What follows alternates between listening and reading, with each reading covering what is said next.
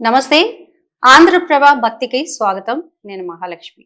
ఈరోజు మనతో పాటు శ్రీ శ్రీ శ్రీ డాక్టర్ సింధు మాతాజీ గారు ఉన్నారు. వారితో మాట్లాడదాం. అమ్మ నమస్తే. నమస్తే అమ్మ. అమ్మ నమస్కారం. నమస్తే. ఏదైనా ఒక ఆలయం ప్రసిద్ధికి ఎక్కింది అంటే జనాలంతా అటువైపే వెళ్ళిపోతూ ఉంటారు. మొన్నటి వరకు అరుణాచలం చూసాం. ఇప్పుడు కామాఖ్య అమ్మవారి దర్శించుకోవాలని చాలా మంది వెళ్తూ ఉన్నారు. దీంతో పాటు కామాఖ్య అమ్మవారికి ఏదైతే నెలసరి అనేది వస్తూ రక్తస్రావం జరుగుతుందో అది మనకు అక్కడ నేచురల్ గా చూస్తూ ఉన్నాం అమ్మవారి మహిమ వల్ల. దాన్ని సృష్టిస్తున్నారు ఇక్కడ కొంతమంది. మరి అమ్మవారు చూస్తూ ఎలా ఊరుకుంటారు? ఇలా సృష్టించడం వల్ల సృష్టికి ఎలాంటి వినాశనాలు జరుగుతాయి? అసలు ఏంటి కామాఖ్య అమ్మవారి యొక్క సృష్టి రహస్యాలు అనేవి? మామూలుగా కామాఖ్య దేవి అంటే కామక్క అంటారు అస్సాం భాషలో. అంటే కమలాత్మిక అని వాళ్ళు కామక్క అంటారు అనమాట. దశమహావిద్యల్లో 10వ మహావిద్య కమలాత్మిక. అమ్మవారి పేరు మీదుగా కామాఖ్య అయిందన్నమాట. గర్భగుడిలో ఉండేటటువంటి దేవత Tripura Sundari. Tripura Sundari right hand side, left hand side Matangeshwari, Kamalatmika. అంటే త్రిపుర సుందరికి సేవ చేస్తున్నట్లు ఉంటుంది గర్భగుడిలో. మళ్ళీ చుట్టూ విగ్రహాలు ఉంటాయి. కాళీ, తార, చిన్నమస్త, బగలాముఖి, భైరవి, కమలాత్మిక, ధూమావతి, ఇలాగా 10 మంది దేవతలు ఉంటారు. 10 మంది దేవతలు ఎలా ఉద్భవించారు అంటే, సతీదేవి తన ఆత్మాహుతి చేసుకుంటుంది. దక్ష ప్రజాపతి చేస్తున్నటువంటి యజ్ఞంలో పరమేశ్వరుడికి అవమానం జరిగిందని ఆత్మాహుతి చేసుకున్నప్పుడు అమ్మవారి యోని భాగం నీలాచల పర్వతాల మీద పడి 10 ముక్కలు అవుతుంది. 10 ముక్కలు కలిపితే యోని స్వరూపమే. కాబట్టి ఆ యోని 10 ముక్కలు అవడం వల్ల 10 దశమహావిద్యలుగా ఉద్భవించారన్నమాట. ఆమె కాళీ, తార, చిన్నమస్త, భైరవి, బగలాముఖి, ధూమావతి, మాతంగి, కమలాత్మిక. ఇలా 10 మంది కలిపితే యోని స్వరూపమే. అక్కడ ఉన్నటువంటి దేవతలు, యోని అంటే ఏంటంటే సంస్కృతంలో విశ్వజలాలకి మార్గం అంటే సృష్టి, అమ్మవారి గర్భస్థానం అని అర్థం. అమ్మవారి గర్భస్థానం దగ్గర కాపలా కాసే వాళ్ళు ఎవరు? భైరవుడు. భైరవుడు ఆ క్షేత్రాన్ని రక్షిస్తూ ఉంటాడు అన్నమాట. ఇంకా మీరు కళల్ని తీసుకున్నట్లయితే పౌర్ణమి అంటే త్రిపుర సుందరి, అమావాస్య అంటే కాళిక. పౌర్ణమి, అమావాస్య రెండు కలిపితే కామాఖ్యాదేవి. కాబట్టి సుప్రీం ఎనర్జీ. మీరు ఇప్పుడు కంచి కామాక్షి ఆలయానికి వెళ్తారు, అమ్మవారు అక్కడ దక్షిణాచారంలో ఉంది త్రిపుర సుందరి.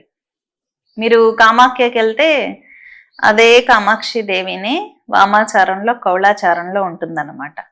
కామాఖ్యలో వామాచార స్వరూపంలో అక్కడ పంచమకార సాధన అనేది నడుస్తూ ఉంటుంది.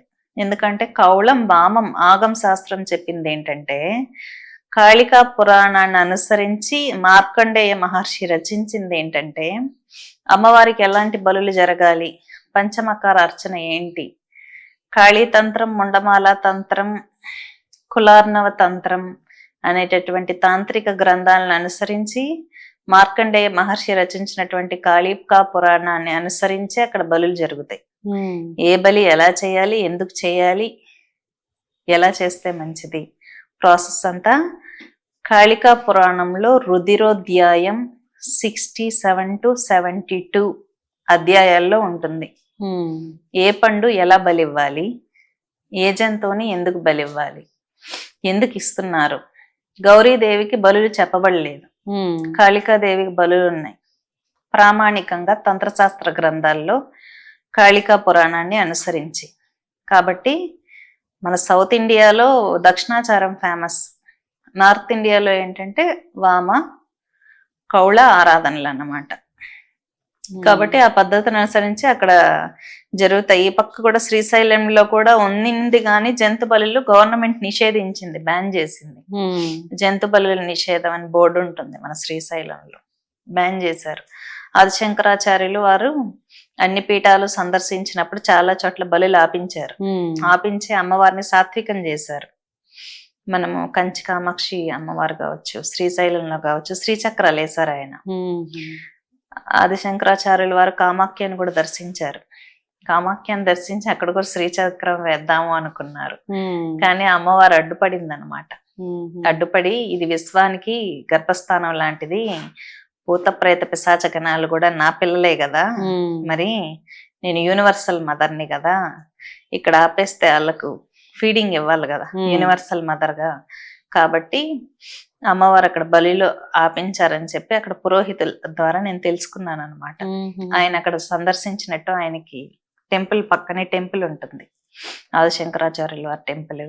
ఆయన అక్కడ చతుషష్ఠి యోగిని పూజ కూడా నిర్వహించినట్టు దక్షిణాచారంలో ఆధారాలు ఉన్నాయన్నమాట. ఉమ్. కాబట్టి అమ్మవారి ఇష్ట ప్రకారమే అక్కడ జరుగుతూ ఉన్నట్టు చరిత్ర చెప్తుంది మనకి.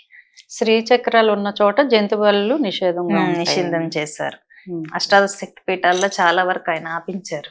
ఇక్కడ కూడా చేస్తున్నారు. మరి అది సృష్టికి విరుద్ధంగా జరుగుతోంది కదా, మరి అమ్మవారు ఏంటి, ఎలా శిక్షిస్తుంది అంటారు? అంబుబాచి అంటే అమ్మ అష్టాదశ శక్తి పీఠాలంతా కలిపితే కాళీ స్వరూపం. ఇప్పుడు అక్కడ ఆత్మహత్య చేసుకుంది ఎవరు?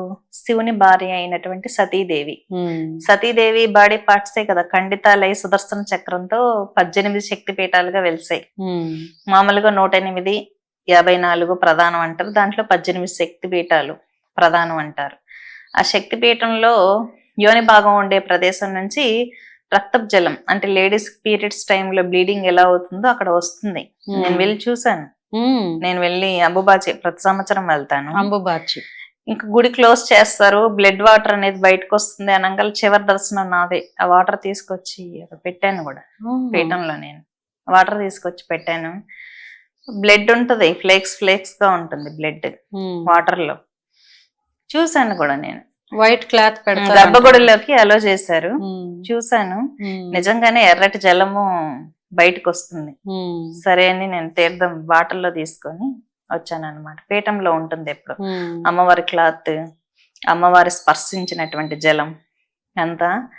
కాబట్టి అది నిజమే, అంబుబాచి ఉత్సవాలు అనేది జరగడం అది నిజమే. కానీ అది మెకానికల్ గా వేరే వేరే పీఠాలు నిర్వహించడం అనేది అదంత కరెక్ట్ కాదేమో. ఎందుకంటే ఎక్కడైతే అమ్మవారిది సహజత్వం ఉంటుందో అది కోల్పోయేటటువంటి సందర్భం ఉండొచ్చు. కాబట్టి అది శక్తి పీఠానికి సంబంధించింది కాబట్టి మనం ప్రత్యేకంగా ప్రధానంగా భావించాల్సి ఉంటుంది. ఓకే. సో చూసారు కదా అండి, ఇలాంటి మంచి మంచి విషయాలతో మీ ముందుకు వస్తూ ఉంటాం. చూస్తూనే ఉండండి ఆంధ్రప్రభ భక్తి.